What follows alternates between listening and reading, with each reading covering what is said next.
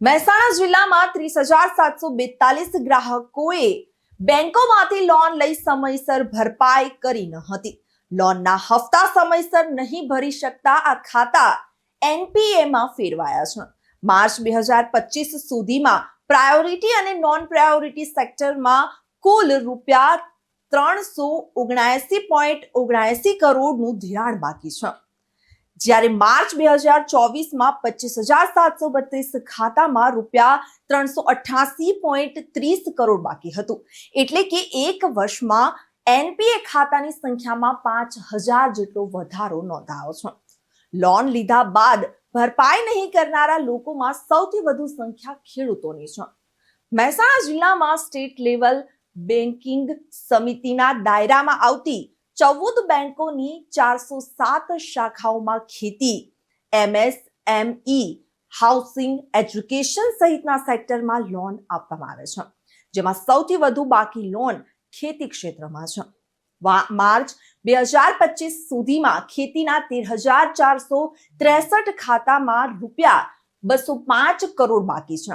એટલે કે બેંકોને ખાતેદારો તરફથી સમયસર પરત ચૂકવણું થતું નથી. જ્યારે ગયા વર્ષે આ જ સેક્ટરમાં 12,464 ખાતામાં રૂપિયા 233.49 કરોડ બાકી હતું. બેંક સૂત્રો મુજબ ખેતીમાં કેસીસી લોન પર સરકારની સબસિડી હોવાથી તેમાં બાકી રકમ ઓછી હોય છે, પરંતુ ગોડાઉન કે ટ્રેક્ટર જેવી ટર્મ લોનમાં એનપીએ વધુ છે. ખેતીના એનપીએમાં 90% કેસ ફેમિલી વિવાદના કારણે થાય છે. પિતાનું અવસાન થયા બાદ જમીનના હક માટે પુત્રોમાં વિવાદ થાય છે. કોઈ પુત્ર લોન ભરવા તૈયાર ન હોય તો ખાતું એનપીએ બને છે. બાકી કેસીસી લોન મોર્ગેજ હોય છે, એટલે તેમાં એનપીએ નહિવત હોય છે. એમએસએમઈ ઉદ્યોગોમાં પણ લોન બાકી રહેવાના કેસ વધી રહ્યા છે અને ઉદ્યોગમાં હરીફાઈ, કાચા માલની અછત, ઉત્પાદનમાં વિલંબ અને વેચાણમાં ઘટાડા જેવી સમસ્યાઓના કારણે લોન સમયસર ભરપાઈ કરી શકાતી નથી. માર્ચ 2024 સુધીમાં એનપીએ 388.30 કરોડ હતું, જે પ્રાયોરિટી સેક્ટરમાં 19,170 ખાતામાં 319.88 કરોડનું એનપીએ નોંધાયું હતું. એગ્રીકલ્ચર સેક્ટરમાં સૌથી વધુ 12,464 ખાતામાં 233.49 કરોડ, એમએસએમઈ સેક્ટરમાં 4,049 ખાતામાં 68.79 કરોડ, હાઉસિંગ સેક્ટરમાં 200 ખાતામાં 11.20 કરોડ અને એજ્યુકેશન સેક્ટરમાં 44 ખાતામાં 1.06 કરોડનું એનપીએ નોંધાયું હતું. જ્યારે નોન પ્રાયોરિટી સેક્ટરમાં 6,562 ખાતામાં 68.42 કરોડ એનપીએ નોંધાયું હતું. એમએસએમઈમાં 4,552 ખાતામાં રૂપિયા 54 કરોડ બાકી. જિલ્લામાં માર્ચ 2025ની સ્થિતિએ પ્રાયોરિટી સેક્ટરમાં કુલ 21,275 ખાતામાં રૂપિયા 281.47 કરોડ બાકી છે, જેમાં ખેતીમાં 13,463 ખાતામાં રૂપિયા 205 કરોડ, એમએસએમઈમાં 4,552 ખાતામાં રૂપિયા 54 કરોડ, હાઉસિંગમાં 243 ખાતામાં રૂપિયા 13.47 કરોડ, એજ્યુકેશનમાં 32 ખાતામાં રૂપિયા 1.20 કરોડ અને અન્ય 2,985 ખાતામાં રૂપિયા 7.8 કરોડ બાકી છે.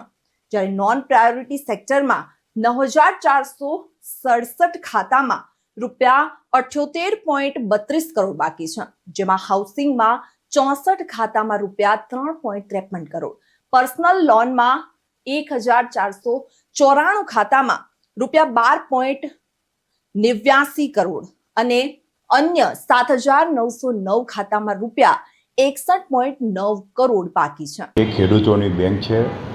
અમારા ફક્ત ખેતી વિશે કે જ અમે ધિરાણ કરતા હોઈએ છીએ, પણ અમુક બેંકોમાં જે પર્સનલી દાખલા તરીકે જે લોન કે ધંધા ઉપરના જે બધા એમને એ લોકો લોન લેતા હોય છે, તો સામાજિક રીતે શું આર્થિક રીતે કંઈક એમને ફટકો થાય કે કૌટુંબિક સમસ્યા કે એમને કંઈક આકસ્મિક ધંધો ના ચાલવાના કારણે પછી એ મૂડી ભરપાઈ કરી શકતા નથી. તે અમુક વર્ષ પછી એ એનપીએમાં નિયમ મુજબ, રિઝર્વ બેંકના નિયમ મુજબ એ જરા એનપીએમાં જતું હોય છે. સાહેબ, બેંકોમાં એનપીએ વધે જાય તો બેંકો પર કેવી અસર પડે? જનરલી એનપીએ વધવાથી બેંકનો એનો જે રેશિયો છે, એનપીએનો રેશિયો વધે તો એમને બી તકલીફ પડે. ગ્રાહકોમાં બી અવિશ્વાસ થાય કે એનપીએનું વધવાથી ગ્રાહકોનો બી અસંતોષ થાય કે આ બેંકમાં ખોટું ધિરાણ હશે તો એનપીએ થયું છે, એવું શકની દાયરેમાં લોકો જોતા હોય છે. અને આરબીઆઈ ની કોઈ ગાઈડલાઈન છે એનપીએ વધે નહીં માટે? ભાઈ, આરબીઆઈની ગાઈડલાઈન બનાવેલી હોય છે કે એમાં તમારે કે સિબિલ, કોઈ બી ગ્રાહક આવે કે એને તમે જે ધિરાણ કરવાનું હોય તો એને પહેલાં સિબિલ જોવામાં આવતું હોય છે. એમની જે બધી ગાઈડલાઈન, એમની કયા સિબિલ, એમને કેટલું ધિરાણ કરવું જોઈએ, એ બધી જે એમને નોર્મ્સ, ગાઈડલાઈન પ્રમાણે, જે એમને નોર્મ્સ પ્રમાણે કરતા તો એનપીએ ઘટવાની શક્યતા ઓછી રહે છે. આમ છતાં વર્તમાન સમયમાં જે વધી રહ્યું છે એનપીએ, તો એના માટે એ વસ્તુ બેન્કિંગ ક્ષેત્ર માટે કેટલી ખતરનાક સાબિત થઈ શકે? જનરલી એનપીએ જે બેન્કિંગ ક્ષેત્રમાં જે વધતું હોય છે એ એનપીએ ના વધે એવું બેંકના બોર્ડ ઓફ મેનેજમેન્ટ અને એમના જે કર્મચારીઓ પ્રયત્નો કરતા જ હોય છે.